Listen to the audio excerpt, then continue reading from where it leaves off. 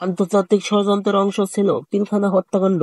Attorney general বাংলাদেশের ওপর আধিপত্যবাদী শক্তির দখলদারিত্ব কায়েমের জন্য আওয়ামী লীগকে ক্ষমতায় টিকিয়ে রাখতে আন্তর্জাতিক ষড়যন্ত্রের অংশই ছিল পিলখানা হত্যাকাণ্ড বলে মন্তব্য করেছেন অ্যাটর্নি জেনারেল মোহাম্মদ আসাদুজ্জামান।